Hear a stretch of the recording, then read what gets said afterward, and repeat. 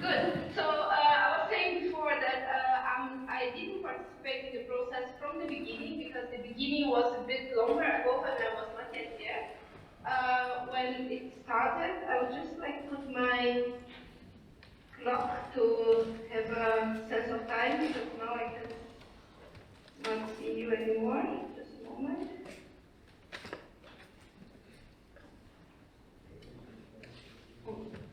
Okay. So, but I participated indeed in the process. In the last phase of the process, the last 4 years more or less, and was asked to give a short introduction about the history and also the content of UNDROP, which stands for the United Nations Declaration of the Rights of Peasants and Other People Working in Rural Areas.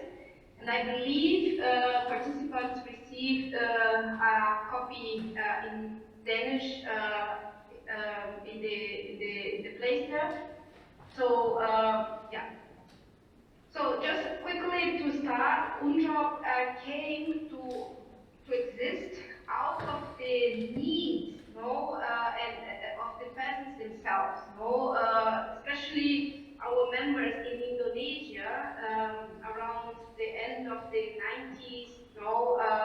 They expressed very strongly the need for having an instrument to guarantee their rights, specifically the right to land, which was already at that time under risk for peasants in Indonesia. And I don't know if everybody is familiar with La Via Campesina. La Via Campesina is the global peasants movement, which was formally established in 1993 with this understanding that it would be important to organize globally since the new threats kept coming, to which we were confronted at this time. They had a global dimension, so being organized only at national level, to some extent at regional level, was no longer enough, in face of all the threats that we were facing due to neoliberal policies and globalization. Having La Via Campesina established offered an opportunity for us also to start discussing about cases of violations and violations for our lands, for our territories, and also to educate ourselves and to understand which are our rights. 1996, La Via Campesina held its second international conference in Mexico, and this was a moment to further discuss about the possibility of, going at institutional level for such a kind of instrument.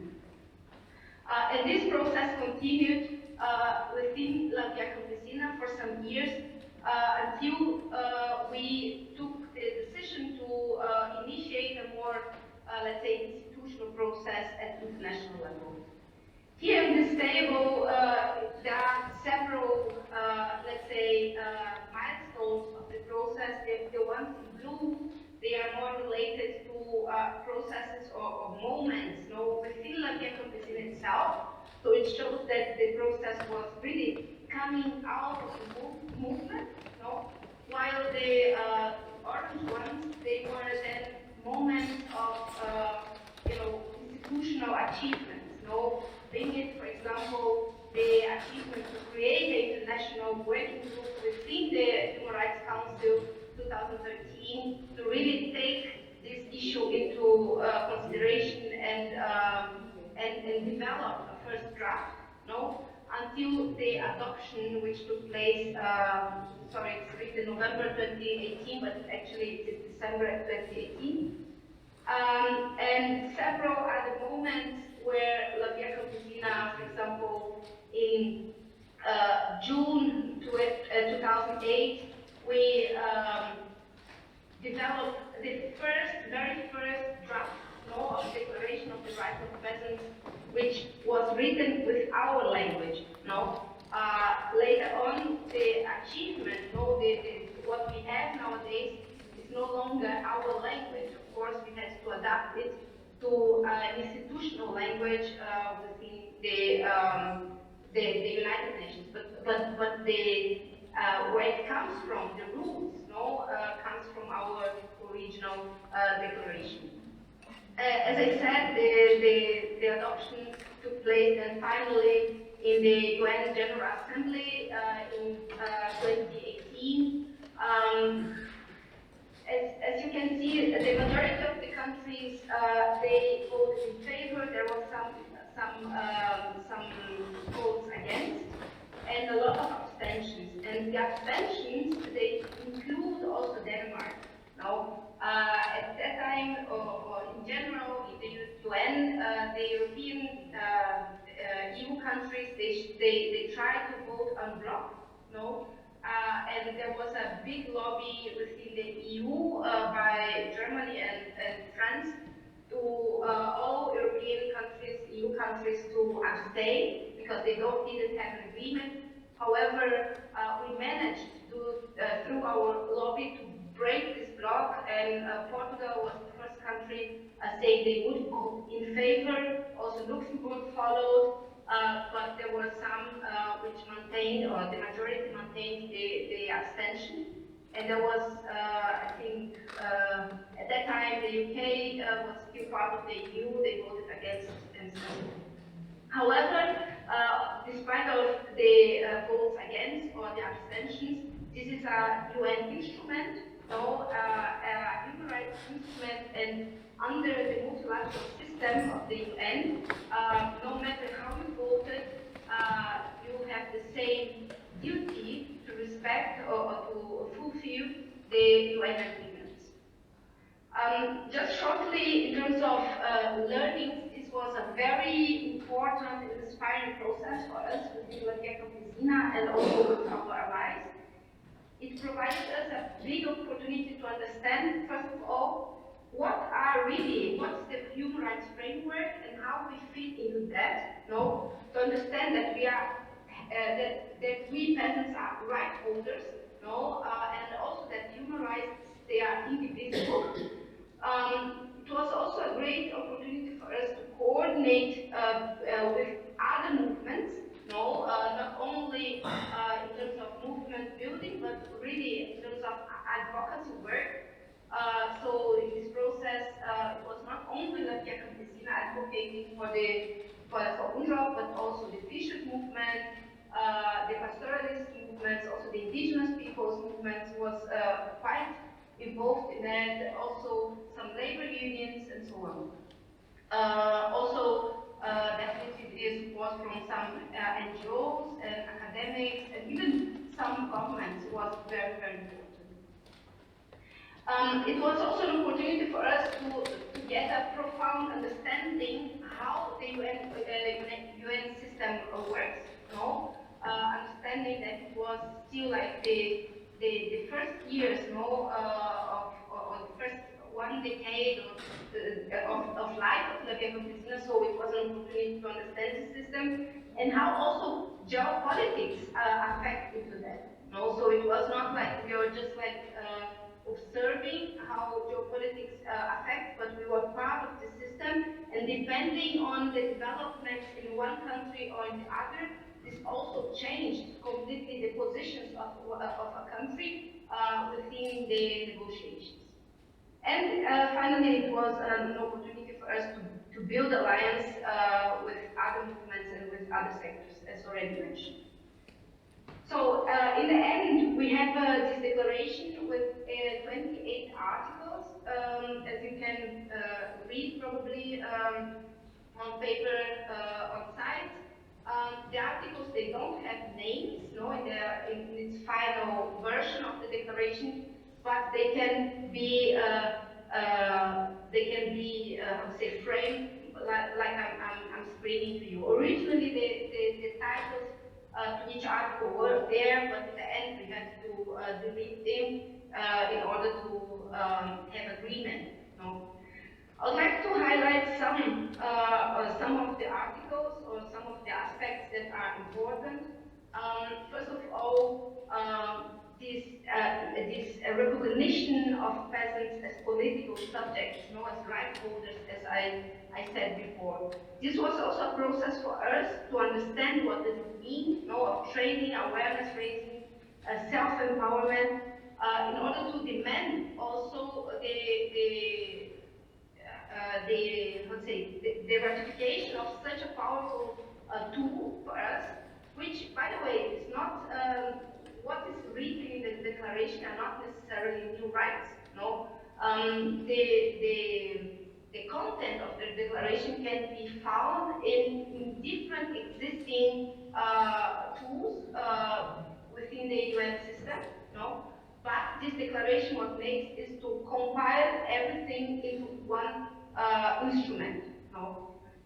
The article number 1, a very important one, is the one which is defining who is a peasant. And I think here two aspects are relevant to mention. The first of them is that a peasant is someone who produces food, be it for market purpose or for the self-sufficiency, let's say, of the family.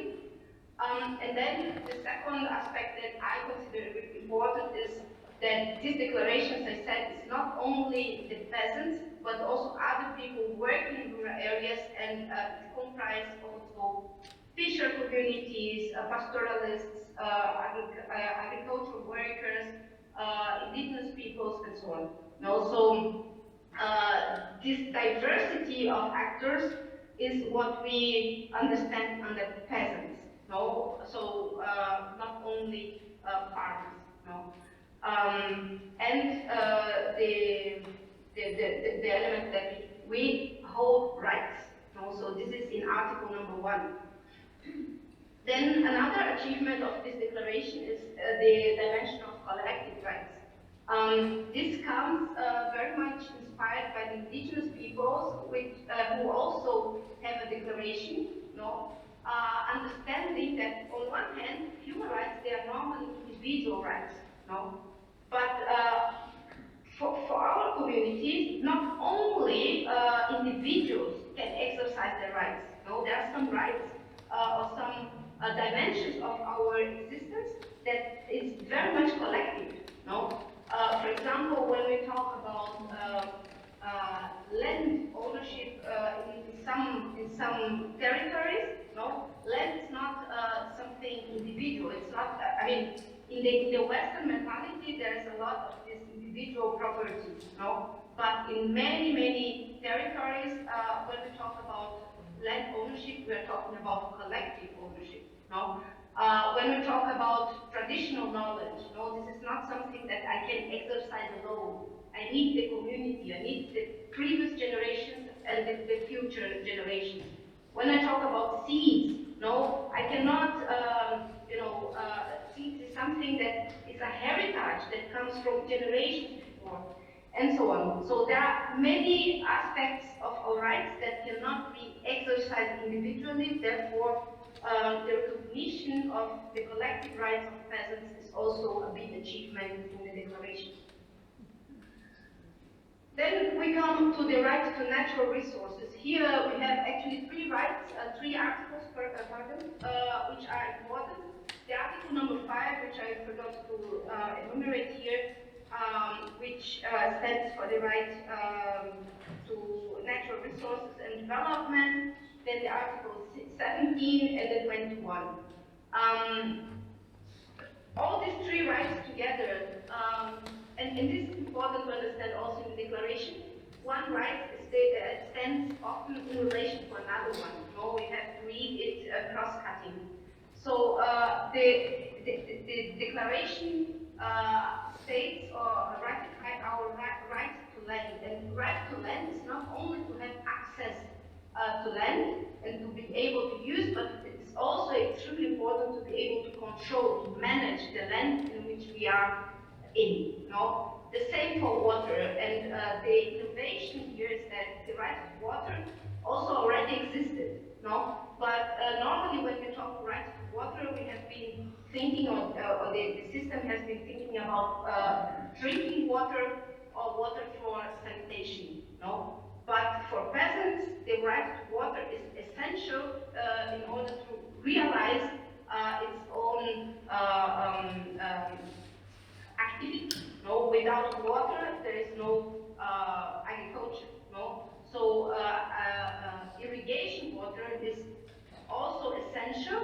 No, for the realization of the rights of peasants. No, and all of them together. If I don't have land, the same. No, in order to be a peasant, I need land, I need water, and actually I need also seeds. No, and those all together, they are what allow me to have an adequate standard of living and to fulfill a life in dignity, which are also part of the rights within the declaration. And finally, I think which is also important, what is also important is to understand that for peasants, the land, their territories, they are not only a means of production for economic activity. They are, in the majority of the case, they are part of their livelihoods. And that's where they realize their traditions, where they have their social activities, cultural activities, and so on. So land is not only something for economic purpose, no, but actually to be able to live in. No? Then we come to the rights of right to seeds, which is the article number 19, which was one of the reasons for several European countries to be against the declaration or to try to block the declaration, knowing that many of the seeds companies, big corporations, they are based in Europe. Here, I am in Germany, several of them come from Germany, so Germany had a strong position against the declaration for a long time. The article number 19, in a summary form, what is there is that we have the right to maintain our peasant seeds. No, we have the right to control and to protect them. We also have the right to develop them, and furthermore, also to exchange and to sell our seeds. No, and we have the right to choose which crops we want to use or not to use. And this is something that is being undermined or will be undermined if the new breeding technique regulations in the European Union pass, because we will no longer be able to choose our own crops. No? So the right to seeds is also an extremely important one. Then I think for us a big achievement was also to get food sovereignty into the declaration. I'm not sure if everybody is familiar, but food sovereignty is a concept and a vision of a transformative vision of the food system coined by Paula Gioia in the 90s, which is about having the control of our food system. And we managed to get food sovereignty into the declaration together with the right to food. So in the article number 15, it stated that all human beings, they have the right to be free from hunger. This is part of the right to food, which is long-standing right. But what is new is that we also have the right to determine their own food and agricultural systems. So that we are not passively part of them, but we are actively shaping them. And here the right of participation is extremely important, Article number 10, and I think what you are discussing today in terms of how how land distribution or how the biodiversity protection and so on takes shape in Denmark, very much in dialogue with this article number 15 and the right to participation, article number 10. So that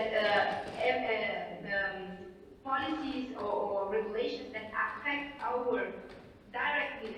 directly affect our lives or livelihoods, they cannot be taken without our participation. We have to be actively involved in the process. So, to start concluding, so there is a lot of good work still. There is a lot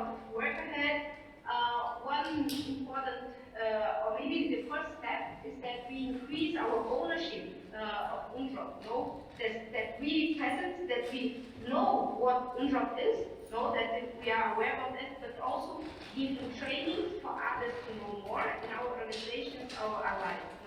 Because just like this, we can use UNDROP also as a political tool. And I believe what we are trying to do in Denmark nowadays is really using UNDROP as a political tool to achieve your demands, right?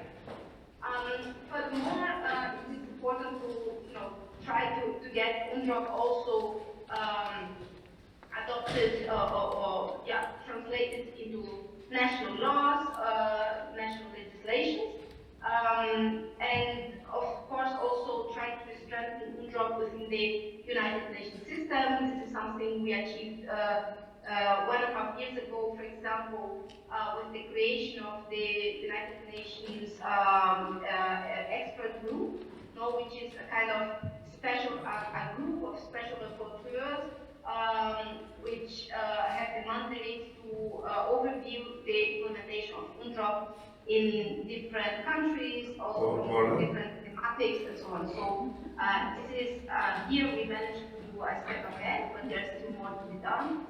And do you hear me? To conclude, I think it is interesting for people to know that there is a kind of UNDROP's online archive with a lot of material, a lot of training materials as well, and also stories of success with UNDROP, for example, in court cases, in legislation and so on. So if people are willing to know more, this is definitely a website I would recommend. That's it from my side.